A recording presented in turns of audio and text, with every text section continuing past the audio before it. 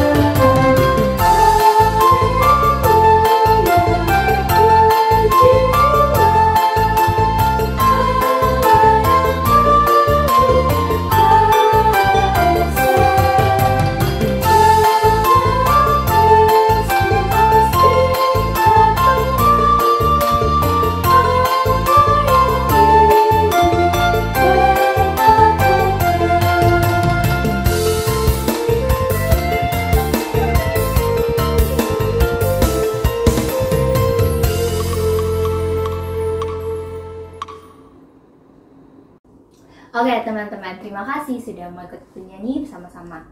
Nah, sebelum kita masuk ke ibadah kita, yuk kita satu dalam Tuhan. Teman-teman, mari kita bersatu dalam doa. Ya Bapa, puji syukur kami panjatkan kepadamu karena pada pagi hari ini kami dapat berkumpul walaupun masih dalam virtual ya Bapa. Setelah lagi kami akan mendengarkan firman-Mu ya Bapa. Berkatilah kami anak-anak-Mu ini, Roh Kudus kami, sehingga kami dapat mendengarkan firman-Mu dengan seksama, baik dan kami pun juga mau menerapkannya di dalam kehidupan kami sehari-hari. Terima kasih ya Bapa, dalam nama Tuhan Yesus kami berdoa, haleluya, amin. Oke teman-teman, ada yang tahu nggak tema kita apa? Kayaknya nggak tahu sih, karena nggak ada yang ngasih tahu. Baik, tema kita pada hari ini adalah Saat Tuhan Bersama Kita. Kalau dari temanya sih kayaknya teman-teman udah tahu sih mau ke arah mana nih. Cuman kita tetap harus mendengarkan firman pada hari ini dengan seksama ya.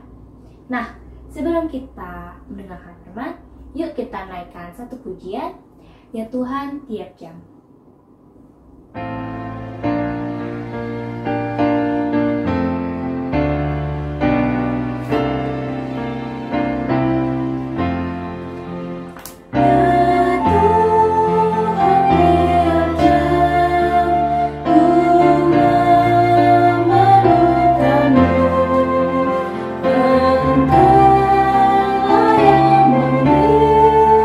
Sejak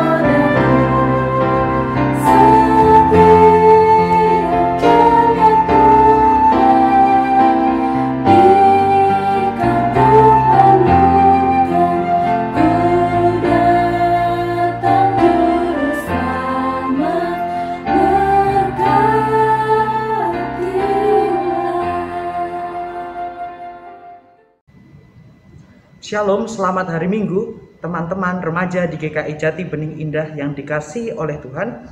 Sebelum kita bersama-sama mendengarkan firman Tuhan, perkenankanlah saya untuk memperkenalkan diri. Kata pepatah, tak kenal maka tak sayang, walaupun yang sudah kenal belum tentu bisa sayang. Ya, teman-teman, perkenalkan, nama saya adalah Yosafat Prasanda Hanario. Teman-teman boleh memanggil saya dengan panggilan Yosa. Saya berasal dari GKI Kuto Arjo, Jawa Tengah. Dan pada saat ini saya sedang menjalani masa praktek jemaat kedua di GKI Halimun, Jakarta Selatan. Selamat, salam kenal. Ya, teman-teman, mari kita bersama-sama memohon pertolongan Roh Kudus untuk membimbing kita dalam merenungkan firman Tuhan. Mari kita berdoa. Bapa Surgawi, kami bersyukur untuk sukacita, untuk kesehatan, dan juga teknologi yang saat ini tersedia. Sehingga dengan segala keterbatasan akibat dampak pandemi ini, kami masih diberi kesempatan untuk bersekutu bersama dengan rekan-rekan kami seiman. Pada saat ini ya Tuhan, kami sudah duduk dengan tenang, siap untuk mendengarkan firman-Mu. Kami percaya bahwa Roh-Mu hadir di tengah-tengah kami, masuk ke dalam hati, pikiran, dan jiwa kami, sehingga kami bisa fokus mendengarkan firman-Mu, dan setiap benih yang Engkau taburkan boleh tertanam di dalam hati kami, bertumbuh dengan subur, dan pada akhirnya menjadi buah, menjadi berkat bagi sesama kami. Terima kasih Allah, berfirmanlah, maka kami siap untuk mendengarnya. Di dalam nama Tuhan Yesus kami berdoa dan mengucap syukur. Amin. Ya teman-teman, bacaan kita pada saat ini diambil dari kitab Yesaya pasal yang ke-35, ayat yang ke-5 sampai ayat yang ke-10. Yesaya pasal yang ke-35, ayat yang ke-5 sampai ayat yang ke-10. Saya akan membacakan untuk kita semuanya. Pada waktu itu, mata orang-orang buta akan dicelikkan, dan telinga orang-orang tuli akan dibuka. Pada waktu itu orang lumpuh akan melompat seperti rusa, dan mulut orang bisu akan bersorak-sorai. Sebab mata air memancar di padang gurun, dan sungai di padang belantara. Tanah pasir yang hangat akan menjadi kolam, dan tanah kersang menjadi sumber-sumber air. Di tempat serigala berbaring akan tumbuh tebu dan pandan. Di situ akan ada jalan raya yang akan disebutkan Jalan Kudus. Orang yang tidak tahir tidak akan melintasinya, dan orang-orang pandir tidak akan mengembara di atasnya. Di situ tidak akan ada singa, binatang buas tidak akan menjalaninya, dan tidak akan terdapat di sana.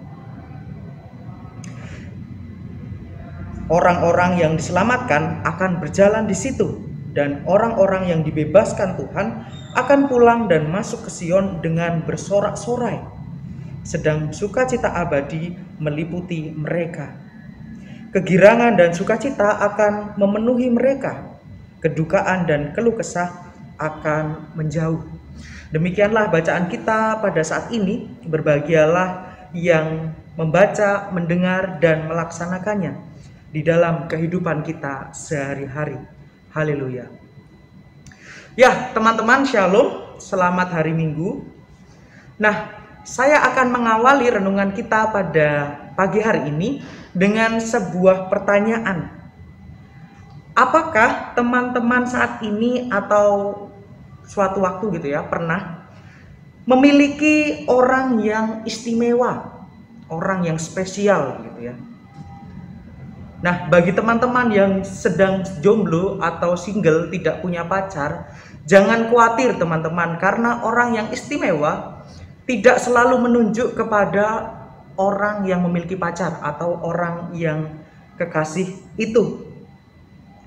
Nah, orang yang istimewa yang ingin saya tanyakan adalah orang yang sudah kita saling mengenal satu yang lain. Saya sudah mengenal dia, dia juga sudah mengenal kita. Bukan hanya sebatas mengenal kapan ulang tahun atau warna kesukaan, tetapi bagaimana karakter kita, apa yang menjadi kelebihan kita, apa yang menjadi kelemahan kita. Orang yang istimewa ini tahu semuanya. Orang yang istimewa adalah orang yang benar-benar mengerti perasaan kita di saat orang lain menghakimi kita, orang menganggap rendah kita. Orang yang istimewa adalah orang yang paling tidak bisa membiarkan diri kita terpuruk di dalam kegalauan. Orang yang istimewa akan selalu memiliki cara yang kreatif agar kita menjadi bangkit dari keterpurukan itu. Kita menjadi bisa bahagia lagi di tengah badai hidup yang melanda.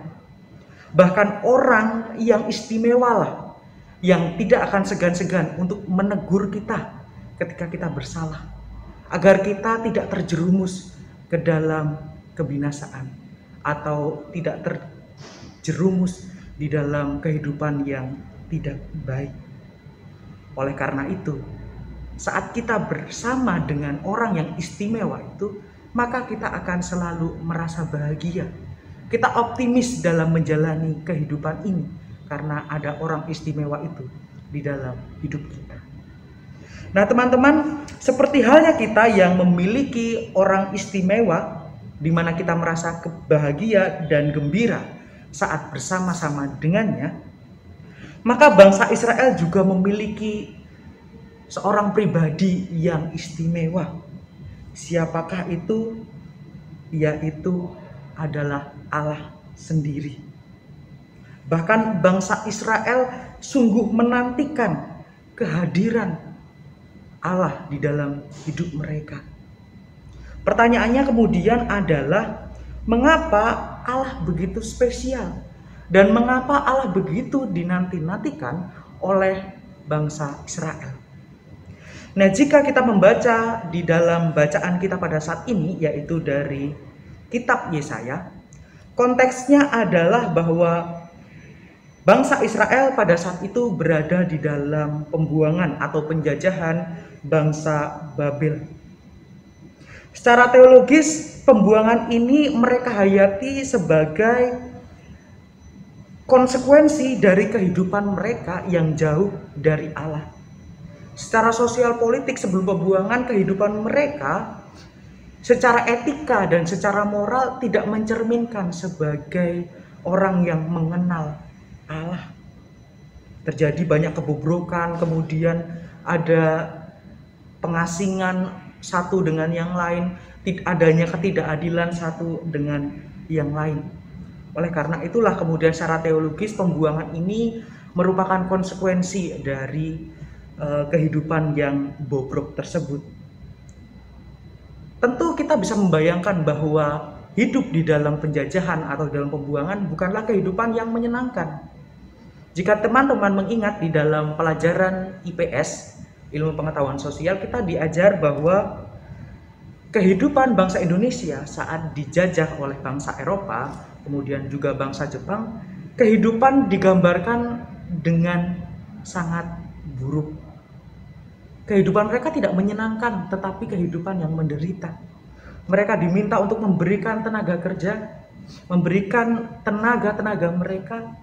Mereka dipaksa untuk menanam tanaman-tanaman tertentu, membuat jalan raya, dan itu semua bukan untuk kepentingan bangsa Indonesia, tetapi untuk kepentingan dan keuntungan para penjajah. Nah, demikian juga bangsa Israel juga berada di dalam situasi yang demikian. Nah, di tengah situasi itu, firman Allah kemudian datang kepada bangsa Israel melalui Nabi Yesaya. Janji itu berisi tentang suatu keadaan di mana Allah sendiri yang akan hadir bersama mereka untuk membebaskan mereka dari penindasan. Allah hadir untuk bersama-sama dengan mereka mengubah kehidupan mereka dari penderitaan, dari penindasan menjadi kehidupan yang bahagia, kehidupan yang memerdekakan diri. Jadi Allah menyelamatkan mereka agar mereka dapat menjalani hidup dengan bebas lagi, dengan merdeka dan sejahtera. Nah, di dalam bacaan kita pada ayat yang ke-5 sampai ayat 10, setidaknya akan ada 3 gambaran bagaimana Allah akan hadir bagi bangsa Israel. Yang pertama, akan adanya pemulihan bagi yang sakit atau yang memiliki keterbatasan. Digambarkan bahwa orang yang buta akan dicelikkan, orang yang telinganya tuli akan dibuka, kemudian orang yang lumpuh akan melompat seperti rusa, dan mulut orang bisu akan bersorak-sorai. Kita bisa membayangkan bahwa hidup dalam keterbatasan bukanlah yang dibayangkan oleh banyak orang. Ketika mereka tidak bisa mendengar, mereka bisu, kemudian mereka bisa berbicara, mereka bisa mendengar, maka akan ada kebahagiaan, kegembiraan yang sangat. Itu yang pertama, akan adanya pemulihan bagi yang sakit atau memiliki keterbatasan. Yang kedua, ketika Allah hadir digambarkan dengan mereka akan keluar dari perbudakan, dipenuhi dengan kebahagiaan dan kegembiraan. Bahkan dikatakan di ayat yang 10, kedukaan dan keluh kesah akan menjauh. Artinya bahwa penderitaan yang mereka alami tidak akan mereka alami lagi, tetapi sudah digantikan dengan kebahagiaan dan sukacita. Bahkan Tuhan juga digambarkan akan melindungi mereka dari orang-orang yang akan menindas mereka. Hal ini digambarkan dengan hewan-hewan buas, singa. Ketika Tuhan bersama dengan mereka, Tuhan hadir bersama dengan mereka, maka Tuhan akan melindungi mereka sehingga mereka tiba di kota Sion dengan selamat. Nah, teman-teman yang dikasihi oleh Tuhan, tema kita pada saat ini adalah saat Allah bersama kita. Bagi bangsa Israel, Allah dihayati atau Allah digambarkan dengan pribadi yang istimewa. Mengapa? Karena Allah begitu mengenal bangsa Israel. Demikian pula orang Israel juga merupakan orang yang istimewa di hadapan Tuhan. Tentu hal ini juga menggambarkan bahwa Tuhan juga menganggap kita sebagai orang yang spesial. Seperti halnya Allah yang mengenal bangsa Israel dengan baik, maka Tuhan juga mengenal kita satu dengan yang lain dengan baik. Tuhan mengerti kita satu dengan yang lain. Bagaimana kehidupan kita, karakter kita, kemudian apa yang menjadi kekuatan, apa yang menjadi kelemahan kita. Tuhan mengenal kita dengan baik. Oleh karena kita merupakan pribadi yang istimewa di hadapan Tuhan, maka seperti halnya bangsa Israel di mana Allah hadir membawa kegembiraan, ketika Allah hadir menyelamatkan agar kita terbebas dari penderitaan menuju kepada kebebasan dan kebahagiaan, maka Tuhan juga ketika Tuhan hadir, Tuhan juga akan menghadirkan kegembiraan dan perubahan yang baik di dalam hidup kita. Bahkan seperti bangsa Israel juga, Allah juga tidak akan segan-segan untuk menegur kita ketika kita terus berjalan menuju jurang kebinasaan. Tetapi Allah yang samalah yang akan peduli kepada kita untuk membebaskan kita dari jurang keselamatan, dari jurang penderitaan. Nah, teman-teman yang dikasihi oleh Tuhan, pertanyaannya adalah apakah kita menyadari Allah yang hadir bagi kita? Jangan-jangan kita sendiri tidak bisa merasakan, kita tidak menyadari bahwa Allah senantiasa hadir untuk memberikan semangat, untuk memberikan kita tangannya ketika kita berada dalam kegalauan, ketika berada dalam penderitaan, ketika kita merasa duka karena kehilangan orang-orang terkasih. Barangkali kita tidak menyadarinya. Saya menjadi teringat dengan salah satu kisah tentang seorang manusia yang kemudian berbisik kepada Tuhan. Tuhan, bicaralah padaku. Dan burung kutilang pun bernyanyi. Tetapi manusia itu tidak mendengarkannya. Maka manusia itu berteriak, "Tuhan, bicaralah padaku." Dan guntur dan petir pun menggerutu. Tetapi manusia tidak mendengarkannya. Manusia itu kemudian melihat sekelilingnya dan berkata, "Tuhan, tunjukkanlah aku keajaiban-Mu." Dan seorang bayi pun lahir, tetapi manusia juga tidak menyadarinya. Maka ia berseru lagi dalam keputusasaannya, "Jamahlah aku, Tuhan."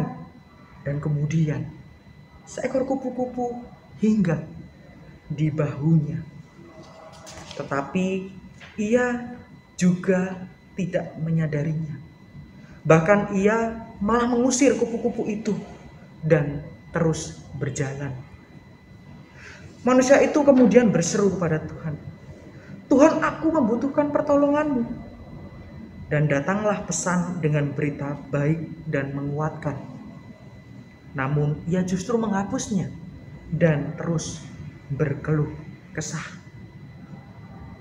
Lalu pada akhirnya manusia itu kemudian bertemu dengan Tuhan dan ia bisa bertanya, "Aku selalu mencari Engkau, tetapi mengapa Engkau tidak menyatakan diri-Mu kepadaku?" Tuhan berkata, "Aku menyapamu melalui burung kutilang, petir, bintang, seorang bayi, kupu-kupu, pesan singkat melalui Line, WA, Instagram. Tetapi kamu tidak mengindahkannya." Teman, barangkali kita pernah mengalami seperti seorang yang diceritakan tadi. Allah senantiasa menghadirkan dirinya untuk memberikan pertolongan, untuk kemudian menunjukkan dirinya yang agar manusia bisa menyadari keadaannya. Tetapi seringkali manusia hidup dalam egoisme diri sendiri. Ia selalu menggunakan kemampuannya, merasa bahwa apa yang ia miliki bisa membawa dia keluar dari setiap permasalahannya, dan tidak memiliki ingatan bahwa semua itu juga merupakan pertolongan dari Allah. Ia selalu menggunakan berbagai hal agar kita menyadari keberadaannya, melalui pesan WA, melalui kehadiran orang-orang yang terkasih di sekitar kita. Tetapi karena keegoisan itulah yang kemudian kita menutup mata kita dan tidak ingin berinteraksi atau juga melihat orang lain sebagai bentuk dari kehadiran Allah. Saat Allah bersama kita, maka kita akan merasa gembira. Kita dimampukan untuk menjalani kehidupan yang menyenangkan. Saat Allah bersama kita, maka kita bisa melakukan banyak hal, dan semua itu untuk kebaikan kita semuanya. Kiranya Tuhan memberkati kita semuanya. Amin. Saat teduh untuk kita semuanya.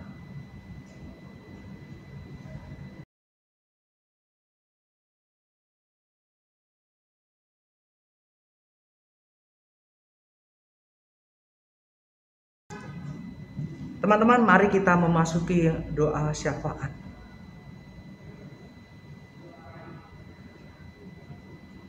Bapa Surgawi, kami anak-anak-Mu kembali hadir ke dalam hadirat Tuhan untuk membawa doa syafaat kami. Kami berdoa untuk bangsa dan negara, untuk kami semuanya yang saat ini tengah dan masih menghadapi pandemi COVID-19.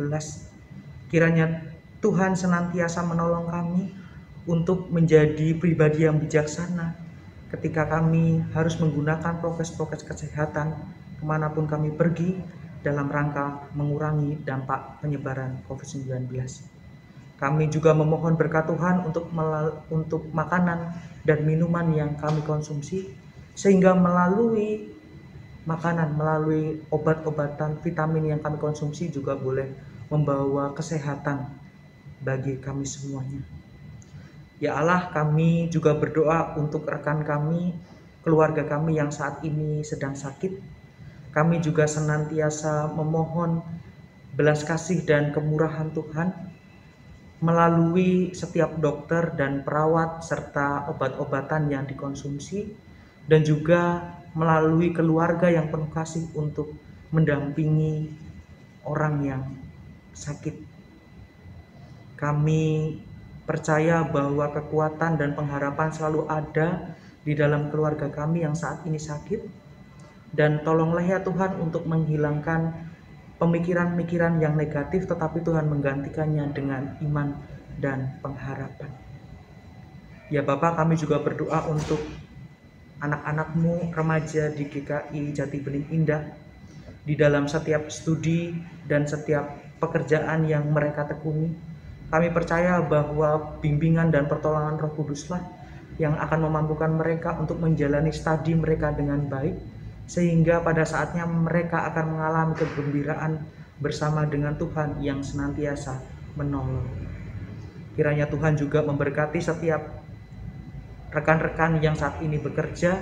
Kiranya melalui pekerjaan ini juga Tuhan boleh menggunakan kami untuk menjadi berkat bagi sesama kami. Terima kasih ya Allah. Kami juga berdoa untuk rekan-rekan yang saat ini menjadi korban erupsi Gunung Semeru.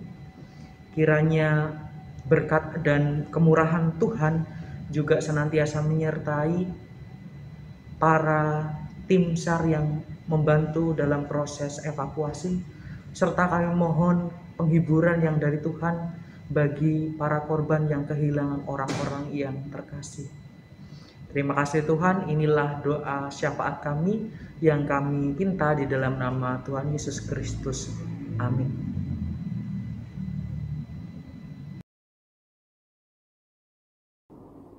Oke teman-teman, gimana nih firmannya? Makin memperjelas tema kita pada hari ini kan? Nah, aku harap banget nih teman-teman mau menerapkan apa yang difirmankan di dalam kehidupan sehari-hari teman-teman. Nah, ibadah kita udah mau selesai nih teman-teman. Tapi sebelum itu, aku mau mengajak teman-teman untuk memberikan sebagian uang jajan teman-teman sebagai persembahan yang teman-teman bisa berikan, titipkan kepada orang tua, sehingga orang tua bisa menitipkan langsung memberikannya ke pastori, atau teman-teman bisa langsung memberikannya ke pastori. Baik, terima kasih ya teman-teman. Nah, untuk menutupi ibadah kita pada hari ini, yuk kita naikkan pujian. Mari teman-teman kita menyanyikan Tiap Langkahku.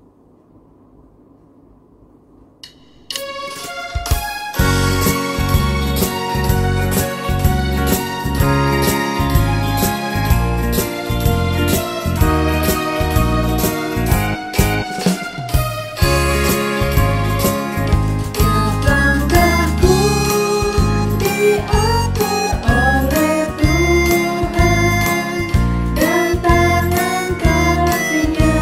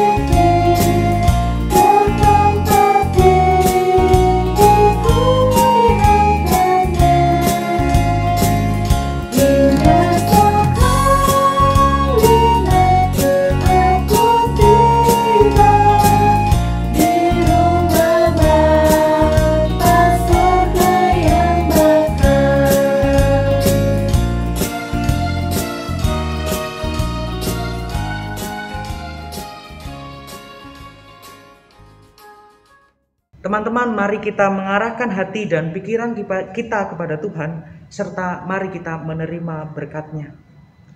Kiranya Allah memberkatimu dengan senyuman dan tawa yang membuat dunia lebih indah, dengan tangis dan air mata yang membuat derita sesama menjadi lebih ringan untuk ditanggung, dengan kisah iman dan kidung pengharapan yang membuat perjalanan hidupmu tak lagi membosankan, dengan keberanian dan suara nyaring untuk mempersaksikan Allah yang tak pernah menyesal telah menciptakan dunia.